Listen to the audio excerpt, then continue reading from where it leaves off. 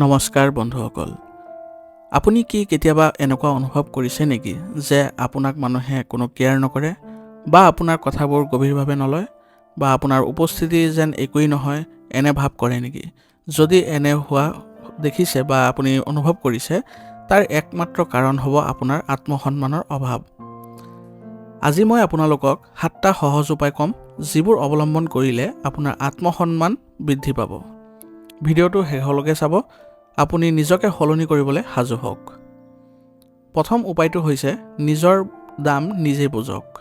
অৰ্থাৎ আপুনি জানেনে কিবা এটা দামী বস্তু মাটিত পৰিলেও তাৰ যেন মূল্য কমি নাযায়, সেই বিষয়টো আপোনালোকে জানেই। আপুনি আপোনাৰ মূল্য নিজে জানিব লাগিব, আনৰ মতামতত নিৰ্ভৰ নকৰিব।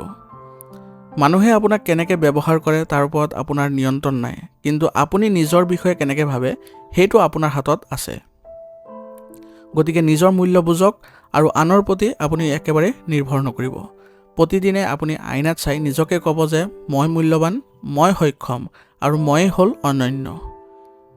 তেতিয়া দেখিব যে আপোনাৰ ব্যক্তিত্ব সলনি হ'বলৈ ধৰিছে। দ্বিতীয় উপায়টো হৈছে ন' ক'বলৈ শিকক। আপুনি সকলোকে সন্তুষ্ট কৰিবলৈ চেষ্টা নকৰিব। আনে সফল হ'ল, কিন্তু আপোনাৰ এতিয়া সময় আহি পৰিছে। গতিকে আপোনাৰ শক্তি আৰু মানসিক শান্তি যাতে নষ্ট হৈ নাযায় তাৰ প্ৰতি যত্ন ল'ব। আপোনাৰ জীৱন আপোনাৰ হাতত, ইয়াক ইমান সহজে আপুনি এনেই যাব নিদিব। আপুনি যদি হয় বুলি কয় প্ৰতিটো ক্ষেত্ৰতে, তেতিয়াহ'লে মানুহে আপোনাক সস্তীয়া বুলি ভাবিব। গতিকে নিজকে সন্মান দিবলৈ শিকক। নোৱাৰিলে নাই ক'ব শিকক বা ন' ক'ব শিকক। নাই, নোৱাৰোঁ। যেতিয়া আপোনাৰ মন নাই, তেতিয়া সঁচাকৈ আপুনি ন' বুলি ক'লে আপুনি তাত লাজ পাব নালাগে। এনে কৰিলে আপোনাৰ মূল্য বৃদ্ধি দিনক দিনে বাঢ়ি গৈ থাকিব। তৃতীয় উপায়টো হৈছে নিজকে উন্নত কৰক। আপোনাৰ আত্মসন্মান বৃদ্ধিৰ সৰ্বশ্ৰেষ্ঠ উপায় হৈছে নিজকে উন্নত কৰিবলৈ। নতুন কিবা এটা শিকিবলৈ যত্ন কৰক, নিজৰ স্কিল উন্নত কৰক, আপোনাৰ স্বাস্থ্যত মনোযোগ দিয়ক। যেতিয়া আপুনি নিজৰ উন্নতি কৰে, আপোনাৰ আত্মবিশ্বাস আৰু আত্মসন্মান দুয়োটাই বৃদ্ধি পাব। প্ৰতিদিনে কমেও আপুনি 30 মিনিট কিবা এটা নতুন কিবা শিকিবলৈ ব্যয় কৰক, আৰু এনে কৰিলে আপুনি কিছু নতুন কথা যেতিয়া শিকিব, আপুনি বহু আগুৱাই যাবলৈ সক্ষম হ'ব আৰু মানুহেও আপোনাক জানিব যে আপুনি বহুত সক্ষম, যে সকলো ক্ষেত্ৰতে আপুনি পাৰ্গত বুলি। চতুৰ্থ উপায়টো হৈছে নিজকে অন্যৰ লগত তুলনা নকৰিব। সঁচা কথা এইটোৱেই যে সামাজিক মাধ্যমত আপুনি যাকে দেখে সিহঁতৰ জীৱন বাস্তৱত এনেকুৱা নহয়। তেওঁলোকে বহু ক্ষেত্ৰত শ্ব' অফ কৰি দেখুৱায় আপোনাক, কিন্তু আপুনি সেইবোৰত ভুল গৈ আপুনিও নিজকে নিজে সেই পৰিস্থিতিলৈ নিবলৈ চেষ্টা কৰি থাকে, যাৰ ফলত আপোনাৰ লক্ষ্যৰ পৰা আপুনি বিচ্যুত হৈ পৰে। আপোনাৰ যাত্ৰা আপোনাৰ হাতত। আনৰ লগত তুলনা কৰি নিজকে হীনমন্য কৰি নষ্ট নকৰিব। নিজৰ উন্নতিৰ ওপৰত ফ'কাছ কৰক, আনৰ লগত তুলনা কৰি সময় নষ্ট নকৰিব।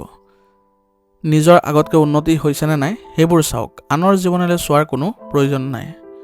পঞ্চম উপায়টো হৈছে নিজকে ভাল পাবলৈ শিকক। যেতিয়া আপুনি নিজকে ভাল পায়, আনেও আপোনাক অধিক সন্মান দিব। নিজক ভাল পোৱাৰ অৰ্থ হৈছে আপোনাৰ নিজৰ যত্ন লোৱা, যেনে শাৰীৰিক, যেনে আপুনি ব্যায়াম, সাজপাৰ, পৰিষ্কাৰ পৰিচ্ছন্নতাৰ ওপৰত আপুনি নজৰ দিয়ক।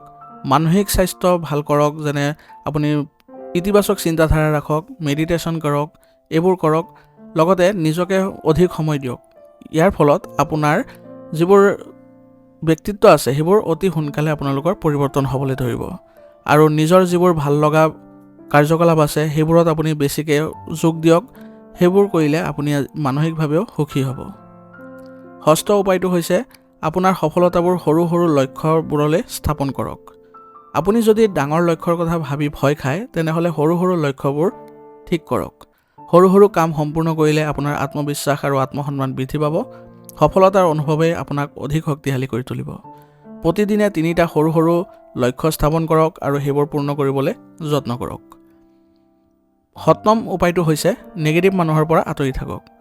আপোনাৰ আত্মসন্মান কমি যোৱাৰ পিছফালে বহুত সময়ত নেগেটিভ মানুহ থাকে। কোনো লোকে যদি সদায় আপোনাক সমালোচনা কৰে, উপহাস কৰে, আপোনাৰ আত্মবিশ্বাস ধ্বংস কৰে, তেনে লোক আপোনাৰ জীৱনত নথকাটোৱেই ভাল। গতিকে ইতিবাচক মানুহৰ লগত থাকক, আপোনাৰ আত্মসন্মান বৃদ্ধি কৰক। নেতিবাচক মানুহৰ পৰা আঁতৰি থকাৰ যত্ন কৰক আৰু পজিটিভ মানুহৰ লগত থাকিবলৈ অধিক চেষ্টা কৰক। ইয়াৰ ফলত আপোনাৰ ব্যক্তিত্ব উন্নত হ'ব। আপোনাৰ আত্মসন্মান আপোনাৰ জীৱনৰ ভিতৰত আটাইতকৈ মূল্যৱান বস্তু। যদি আপুনি এই 7টা উপায় অনুসৰণ কৰে তেনেহ'লে আপোনাৰ জীৱন একেবাৰে সলনি হৈ যাব। আপোনাৰ ওপৰৰ এই 7টা উপায়ৰ ভিতৰত কোনটো আটাইতকৈ উপযোগী লাগিল কমেণ্টত নিশ্চয়কৈ জনাব। যদি এই ভিডিঅ'টো আপোনাক সহায় কৰিছে তেনেহ'লে আপুনি ভিডিঅ'টো লাইক কৰিব আৰু চেনেলত যদি নতুন হৈ আহিছে তেনেহ'লে চেনেলটো ছাবস্ক্ৰাইব কৰি ল'ব আপোনাৰ জীৱন সলনি কৰিব বিচাৰিলে। ধন্যবাদ।